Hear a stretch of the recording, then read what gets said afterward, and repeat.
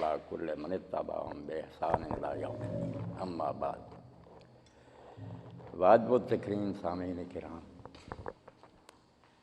موضوع کی مناسبت سے چند باتیں میں آپ کی خدمت میں عرض کروں گا۔ آپ بعد میں کھلے دل سے سوالات کریں، جھگڑے اور بحث کے لیے نہیں، بات کو سمجھنے کے لیے۔ میں آپ کی بات پر توجہ دوں گا، آپ میری بات توجہ سے سنیں۔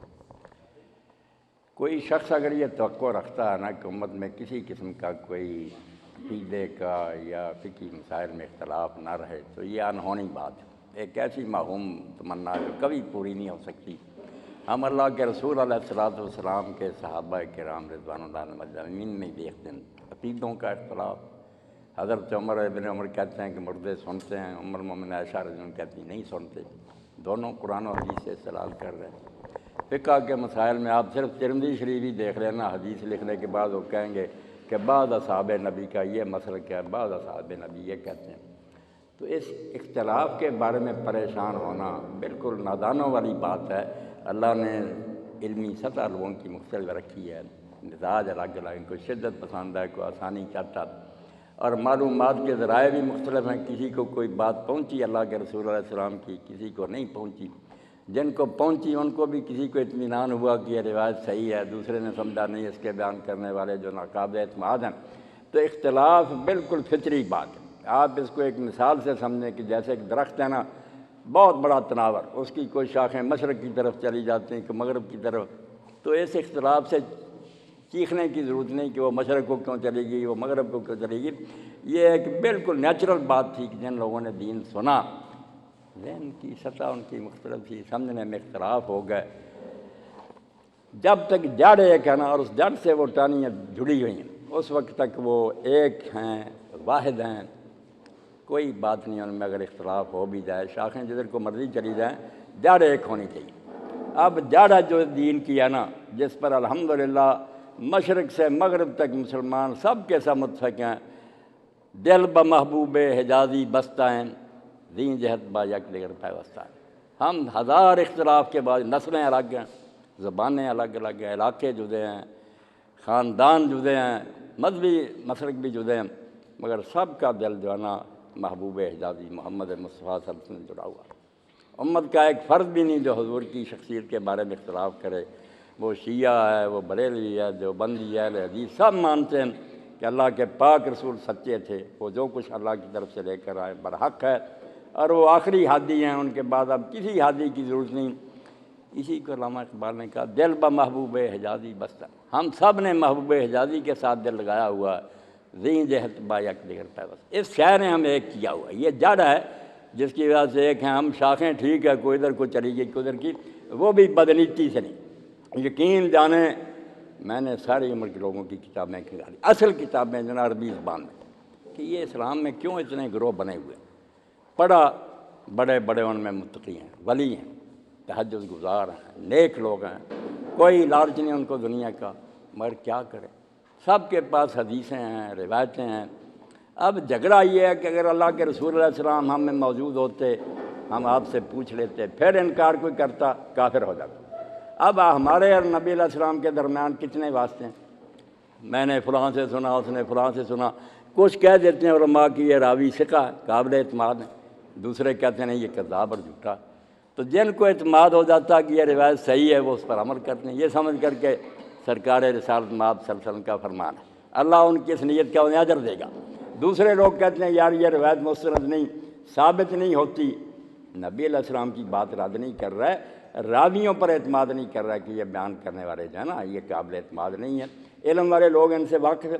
میں خود اہل حدیث علماء جو اس دور میں ان کی بات کرتا ہوں کہ علامہ ناصر الدین البانی کہتے ہیں اللہ ان پر رحمت کرے کہ یہ روایت ضعیف ہے، اور ہمارے حافظ علی زئی صاحب کہتے ہیں نہیں یہ صحیح، کسی کو وہ صحیح کہتے ہیں، دوسرا ضعیف کہتا۔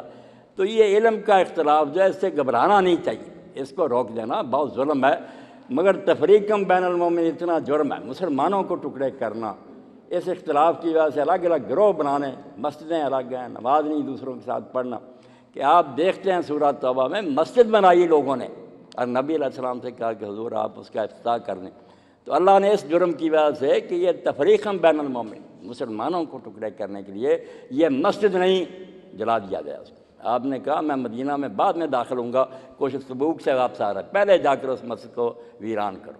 اور اب کوئی آدمی جانتا بھی نہیں کہ وہ مسجد ضرار قباء کے پاس کہاں بنی تھی، نشان مٹا دیا کہ مسجد نہیں، یہ بے ایمانوں کا اڈا کہ مسلمانوں کے ٹکڑے کرنا چاہتے ہیں۔ تو یہ تفریق بین المومن جرم ہے، اختلاف کوئی جرم نہیں، نہ کوئی روک سکتا۔ صحابہ کرام رضوان اللہ علیہم اجمعین سے چلا آ رہا، قرآن مجید کی آیتوں کی تفسیر میں اختلاف ہوا، فقہی مسائل میں ان کے فتوے الگ الگ ہوئے، سب کتابوں میں موجود ہیں۔ نہیں، ہم ان کو برا نہیں کہہ سکتے، سب کی نیتیں ٹھیک تھیں، ہم ترجیح دے سکتے ہیں کہ میرے علم کی حد تک یہ بات زیادہ وزنی ہے، آپ اس کو اختیار کریں، مگر کسی کو اسلام سے خارج کرنے، جب جڑ سے جڑا ہوا نا، جڑیں تین ہیں، سب سے بڑی جڑ تو خود رسول اللہ۔ اگر ایک شخص آپ کو نبی مانتا ہے آخری، ہم اس کو کافر نہیں کہہ سکتے، گمراہ کہہ سکتے ہیں، اس کی بات غلط کہہ سکتے ہیں، جاہلیت کی بات ہو سکتی ہے، مگر جب تک وہ یہ سرحد پار نہیں کرتا کہ میں نہیں حضور کو نبی مانتا، کافر نہیں کہہ سکتا۔ آپ شکر ادا کریں کہ مشرق مغرب حضور کے پروانوں سے بھرا ہوا، کجا وہ نامراد جو آپ کی توہین کرتے ہیں، خاکے چھاپتے ہیں، کہاں وہ ملعون ہے، اور کہاں وہ ہیں شیعہ سنی بریلوی دیوبندی جو آپ کے نام پر جانے دے رہے ہیں۔ یہ کیوں کافر ہے؟ کس وجہ سے کہا حضور کو ماننے سے انکار کیا؟ نبی علیہ السلام سے لوگوں کو جو کچھ پہنچا ہے وہ پہنچانے والوں نے ہی مختلف انداز سے پہنچایا۔ جو پڑھتے نہیں نا، وہ اپنی جگہ مطمئن کنویں کی میڈک کہ ہمارے پاس ہی دین ہے، وہ پڑھیں تو پتہ چلے کہ دوسروں نے بھی باقاعدہ حدیثیں لکھی ہیں، بڑے بڑے ان کے عالم ہیں، تہجد گزار ہیں، نیک ہیں، پرہیزگار ہیں، کافر نہیں مرنا چاہتے، کریں کیا؟ جو مواد ملا وہ مختلف ہے، نبی علیہ السلام سے جو کوئی ملا اس کو ماننے میں سمجھنے میں لوگوں کا اختلاف ہو گیا، تو گھبرانے کی بات نہیں۔ جڑیں تین ہیں دین کی، عقیدے بہت ہم نے بنا لیے، تین عقیدے جو ہے نا امہات العقائد، بس اسلام اس پر کھڑا، اللہ کو مانے کہ اس کائنات کا ایک بنانے والا اور اس کو چلا رہا، وہ ایک ہے، کوئی اس کا شریک نہیں، یہ ایمان باللہ۔ اور دوسرا مانے کہ اس نے پیدا کرنے کے بعد ہمیں یوں ہی نہیں چھوڑ دیا کہ ٹانگ ٹوئیاں مارتے رہیں، شروع سے آدم علیہ السلام سے لے کر نبی کریم صلی اللہ علیہ وسلم تک رسولوں اور نبیوں کا ایک سلسلہ قائم کیا کہ لوگوں کو بتاؤ کہ اللہ ان باتوں میں راضی ہے، یہ نبوت ایمان برسالت۔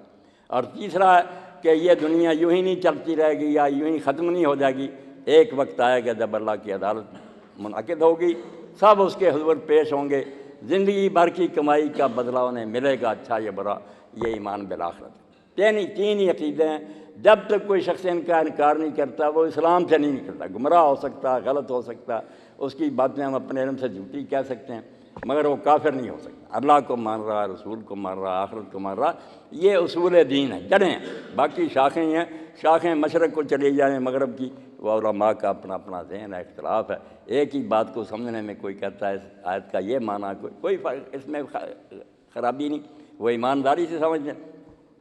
امام راضی رحمۃ اللہ علیہ سنت کے وکیل ہیں، اور انہوں نے اشعریوں کی طرف سے معتزلہ کا رد کیا، ان سے بڑھ کر کسی نے مناظرہ نہیں کیا اپنی تفسیر مفاتیح الغیب میں، مگر وہ بھی وَرَبُّكَ الْغَفُورُ ذُو الرَّحْمَةِ، جب اس آیت پر آیا ہے انہوں نے کہا یار امت کے جتنے بھی یہ گروہ ہیں نا، وہ معتزلہ یا ہمارے اشعری ہیں، سب جنت کے امیدوار ہیں، اور اللہ کی رحمت بہت بڑی ہے، اور اللہ نے انہیں عذاب دینے کا کیا کرنا، اور خود وکالت کی کہ معتزلہ کا ذہن، اب عقیدے میں اصل جھگڑا جو ہے نا معتزلہ اشعریوں کا، باقی جو ہے نا جتنے مرضی نام رکھ لیں، عقیدے میں بحث اعتزال کی اور اشعریت کی ہے، اشعری اہل سنت کے امام ہیں اور معتزلہ ان کے مقابل ہیں۔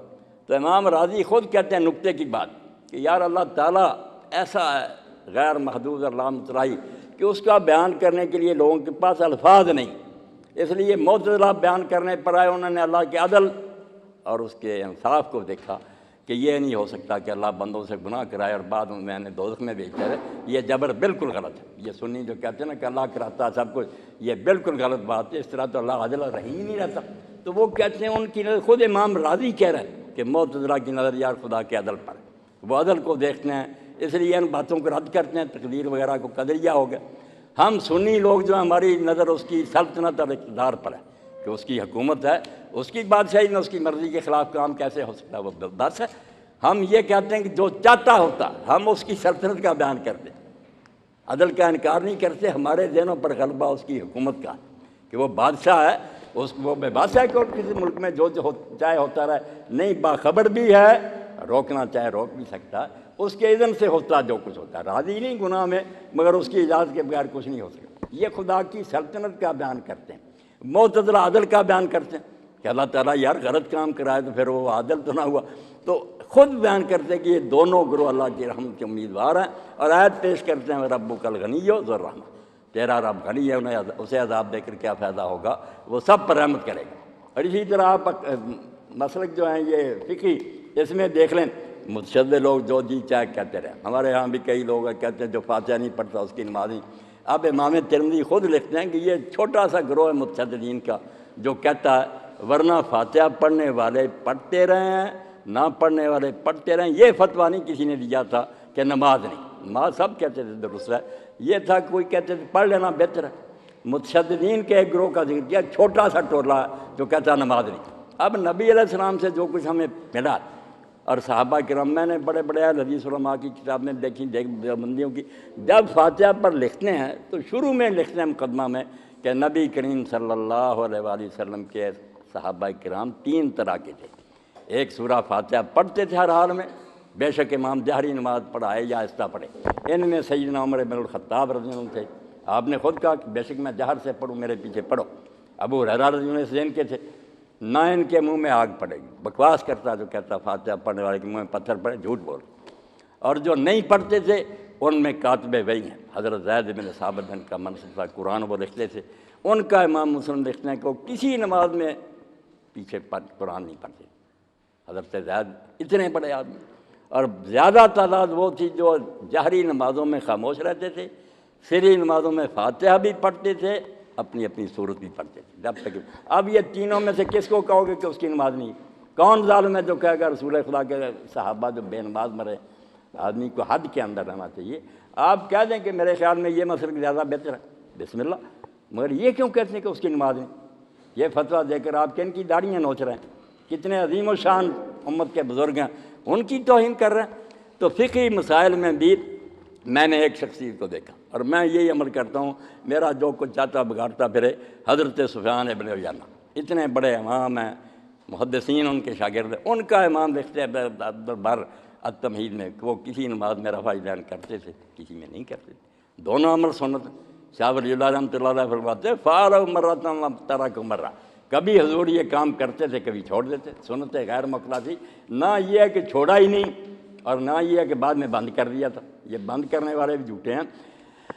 ہمارے اس ملک میں بڑے صغیر میں کوئی اتنا محقق اور اچھا عالم نہیں پیدا ہوا. مولانا عبدالحی لکھنوی رحمۃ اللہ علیہ حنفی ہونے کے باوجود انہوں نے شرح وقایا کا حاشیہ لکھا، عمدۃ الریا ہدایہ پر لکھا، اور امام محمد رحمۃ اللہ علیہ کی معطا جو تھی اس پر پورا حاشیہ تاریخ الموجد پورے انصاف سے انہوں نے لکھا کہ یار رفع یدین کرنا نہ کرنے سے زیادہ وزنی ہے، اس کی حدیثیں زیادہ ہیں، صحیح ہیں.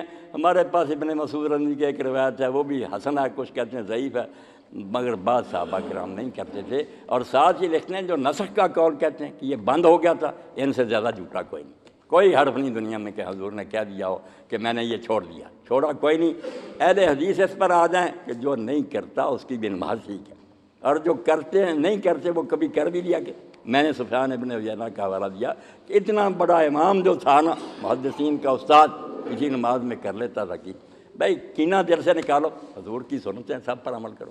تو فقہی مسائل میں